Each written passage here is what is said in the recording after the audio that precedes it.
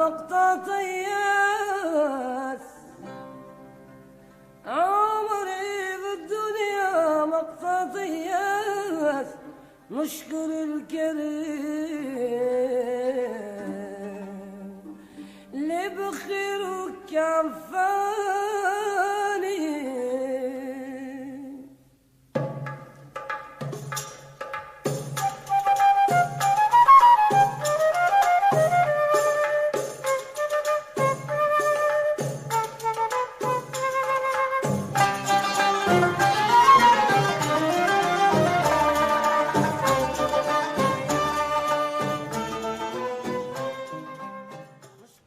Durant cette semaine, nous allons nous faire l'écho de ce formidable espoir au travers la filmographie, les débats, les expositions, les 1000 rencontres informelles qui, comme chaque année, vont se nouer autour du bar, autour de discussions qui s'improvisent, se poursuivent, se relancent de soir en soir.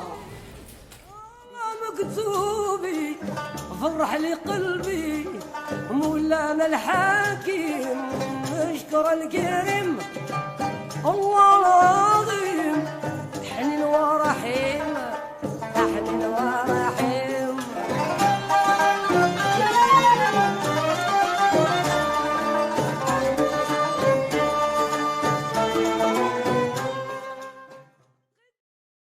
Cette année, un nouveau lieu de diffusion a fait son apparition. Il s'agit de l'amphithéâtre Saint-Blaise situé dans l'établissement scolaire du même nom. Pour y aller, c'est très simple. Alors, la salle Saint-Blaise. La place du festival est ici. Alors, en vrai, ça se passe comme ça. La rue du Guétrouin passe là. Vous avez, si je dis pas de bêtises, le Carrefour City, l'office de tourisme et tout par là. Ok ? Donc la salle Saint-Blaise. Hop, hop, hop, hop, hop. Ah oui, bah c'est très facile. Vous sortez par là où il y a l'intendance, à côté des tentes de resto, et vous prenez la rue Victor Hugo.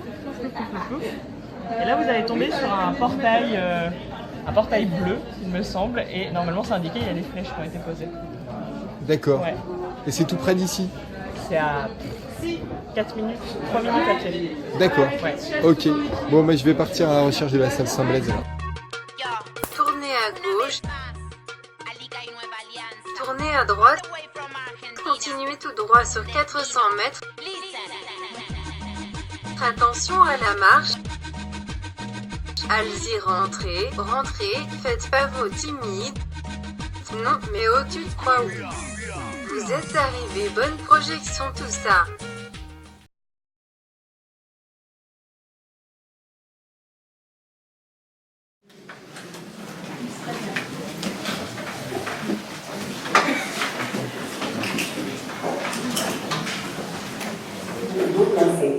J'avais moi vécu ce que je considère une toute petite histoire. J'ai fait en fait 3 films qui me regardent intimement et notamment ce dernier film Résistante qui parle de la guerre d'Algérie à travers l'itinéraire de 3 femmes qui ont rejoint le FLN en 1954 et qui pour certaines ont opéré énormément de ruptures dans leur famille, dans leur communauté, leur classe sociale au nom de leurs idées et notamment là pour l'indépendance de l'Algérie, qui ont mis fin aux privilèges auxquels elles avaient droit. Je ne me sentais pas autorisée à parler. Alors le prétexte était que j'avais ma vie. Et moi je suis née en 1970 et donc je suis un peu la première génération d'enfants nés après l'indépendance de l'Algérie. Et ma mère avait 20 ans quand la guerre d'Algérie a éclaté. Mon père, 3 ans de plus, avait 23 ans. Et ils ont pris la guerre en pleine figure. Cette histoire a pesé très très lourd dans notre famille, mais comme dans la plupart des familles algériennes. Hein. Et donc voilà, et donc ça a pesé très lourd. Ça a déterminé beaucoup de choses chez nous. Donc voilà, donc cette histoire-là a toujours été là. Et voilà, il y a un moment donné, il m'a été donné la possibilité de la questionner. Je n'y suis pas allée forcément très volontairement au début parce que voilà, c'était une histoire extrêmement difficile. Et voilà. Donc je dis toujours que pour moi ce film, enfin voilà, c'est pas du tout l'œuvre d'une historienne, je ne le suis pas. Mais par contre, voilà, cette histoire me regarde intimement.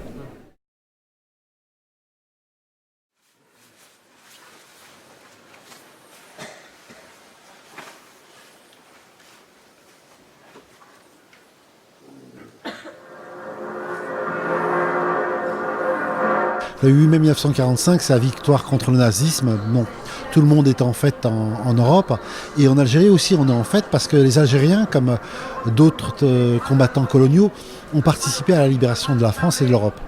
Mais à Sétif, à Guelma et à Kerata, on va massacrer les familles qui réclament leur part de liberté promise par le général de Gaulle en avril 1944.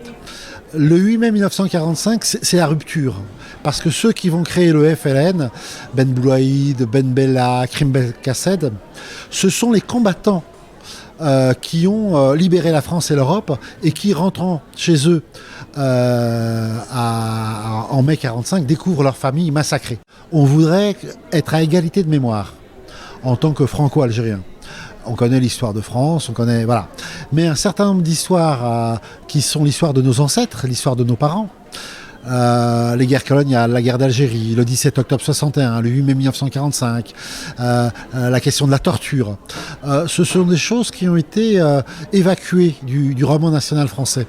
Et donc, en tant que créateur, en tant que réalisateur, qui travaillons non pas sur de la fiction, mais sur du réel, sur du documentaire, pour nous, c'est important de reconstruire cette histoire, de rajouter le pulse, les morceaux de pièces du pulse qui manquent à l'histoire de France. Nous sommes de France et il nous semble qu'il est important que toutes les histoires soient dites.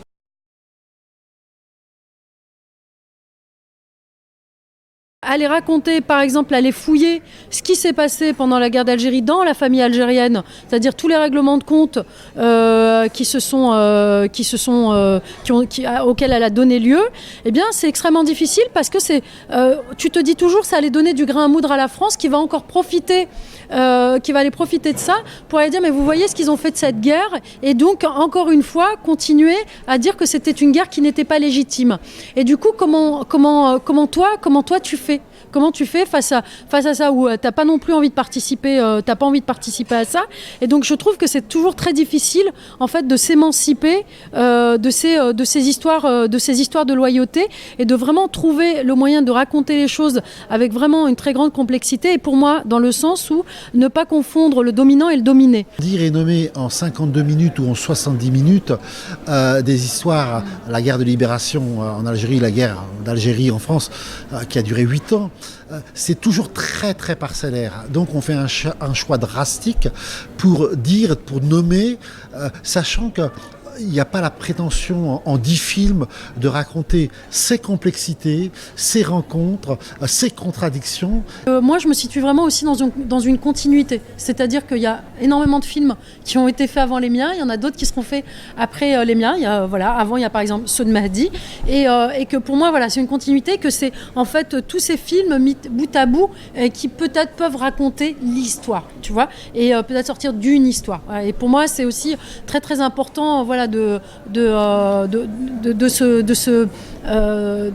se mettre dans une filiation aussi, en fait.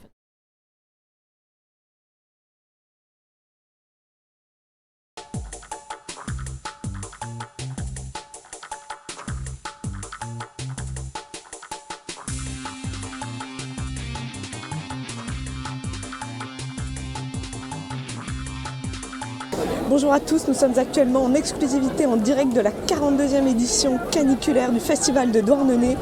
Et pour vous tout de suite, une enquête exclusive sur comment les festivaliers vivent cette canicule terrible.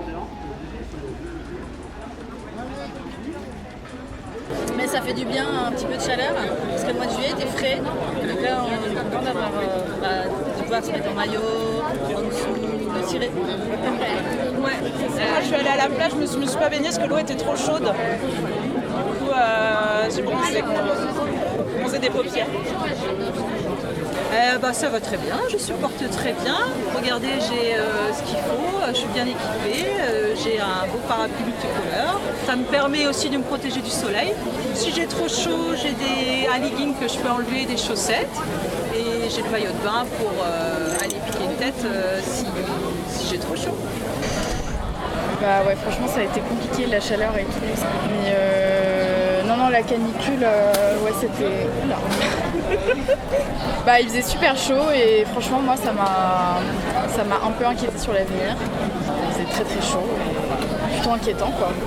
Plutôt pas très positif. Donc ouais, là à Douarnenez, la canicule, au final nous en tant que sauveteurs on le vit plutôt bien. Mais c'est vrai qu'on est quand même pas mal débordé avec tout ce qui est installation, coup de chaleur. On a beaucoup de boulot avec ça. Mais bon, ça va, on arrive à gérer, on sait quoi faire, donc ça va. Une belle journée. Voilà, on est bien formé à ça, la Bretagne on connaît beaucoup. Donc on a une formation spécifique à l'insolation et au coup de chaleur. Du coup, il n'y a vraiment pas de souci à avoir là-dessus. La chaleur, elle est étouffante, c'est pour ça qu'on doit prendre des ombrelles. Enfin, on a des parasols, quoi, des petits parasols. Des mini parasols en fait, mais il y en a partout sur la plage, parce qu'à force, là, on peut plus. On a chaud, quoi. Ouais, eux viennent de Toulouse en plus. Donc, on a chaud, c'est ils venaient chercher la fraîcheur et puis les voilà maintenant. Obligés de composer, quoi. Ouais, c'est pas évident, mais bon, on leur avait promis de la pluie, ils ont eu le beau temps. 18 degrés, 32 degrés. Vraiment, j'ai trop chaud. T'as vraiment très chaud? Ouais. Il y a de la sueur sur la table, il fait vraiment trop chaud.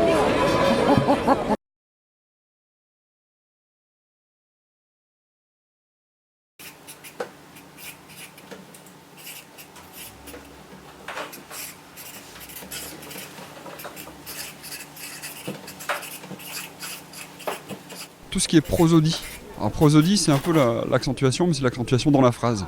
Et le breton, c'est une langue où chaque mot est accentué, mais après, l'accentuation elle change en fonction de la phrase. Et ça devient un peu de la musique, et un beau breton bien accentué, c'est vraiment magique.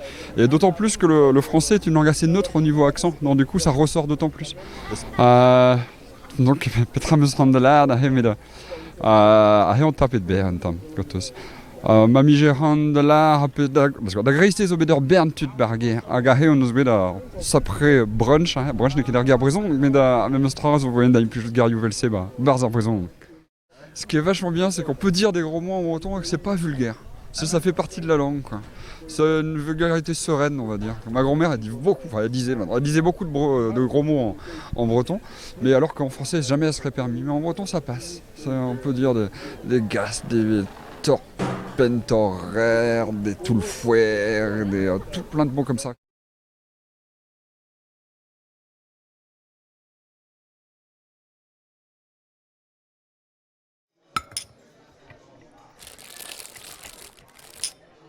Qu'est-ce qu'on mange? À table.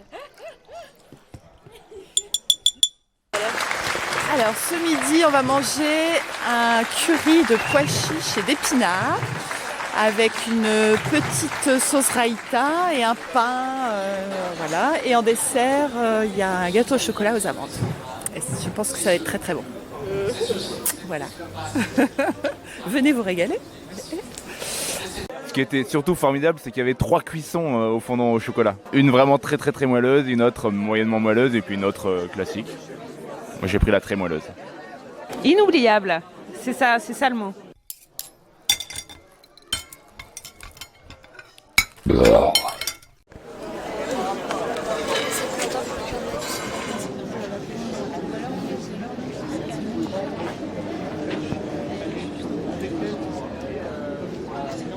SOS Méditerranée est né en 2015 suite au naufrage effrayant où il y a, devant Lampedusa, il y a eu presque 800 personnes qui sont mortes. Et un collectif d'humanitaires, allemands et français, se sont rassemblés pour créer l'association. En fin 2018, l'Italie a fermé ses ports et sur les pressions politiques, l'Aquarius a été désarmé et arrêté. Jusqu'à ces derniers temps, SOS Méditerranée et Médecins sans frontières ont recherché un nouveau navire. Il est en mer aujourd'hui depuis à peu près un mois et il a déjà sauvé 356 personnes. Donc moi c'est Simon, je suis marin et bénévole à SOS Méditerranée. Donc je suis habitant aussi de Douarnenez et j'ai embarqué sur l'Aquarius, donc le premier bateau d'SOS Méditerranée en fin 2016, début 2017. Moi mon rôle à bord c'était de participer aux opérations de sauvetage Donc c'était avec l'Aquarius, on se rendait en Méditerranée centrale devant la Libye, là où on savait qu'on allait rencontrer des personnes en détresse. Et alors moi j'ai embarqué parce que en 2016, étant habitant ici de Douarnenez, je suis venu ici au festival en 2016 et j'ai vu un documentaire, Les migrants ne savent pas nager, qui filmait les premiers sauvetages opérés par l'Aquarius en février-mars 2016. Donc quelques mois après, ce documentaire-là a été diffusé ici à Douarnenez, moi je l'ai vu. Et donc je me suis retrouvé un peu comme tous les gens qui voyaient le film, donc un peu choqué par les images, sensible à ce qui se passait, et puis quelque part un peu impuissant face à ce drame, qu'est-ce qu'on peut faire. Donc moi en tant que marin, tout de suite je me suis senti peut-être un peu plus concerné parce que je pouvais aller aider vraiment sur place. Et donc voilà, maintenant ce dont on a besoin, c'est des dons toujours pour financer les journées de mer. Aujourd'hui, le navire, qui est un navire norvégien, s'appelle Ocean Viking. L'Ocean Viking, ça c'est un point important, il coûte 14 000 € par jour. Donc il faut énormément d'argent. Voilà, et donc on espère que l'opération elle va fonctionner à bloc. Parce qu'il y a quand même 8 soirées de festival, donc l'info, il faut qu'elle circule. Et que les gens, voilà, 1 € c'est rien du tout. Et ça peut faire beaucoup au final.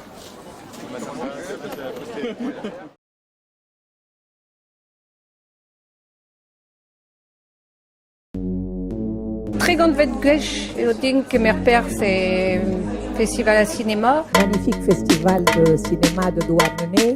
Forum populaire et intellectuel. C'est un beau festival de cinéma qui s'est développé de manière extraordinaire. Ça débat beaucoup, ça échange beaucoup, la qualité est à tous les étages, à tous les niveaux. Les films, la qualité des films qu'on nous donne à voir, la qualité des débats est absolument magnifique. À Gaboé, le monde va s'apprêter, ça en a quand même plus cher du râteau.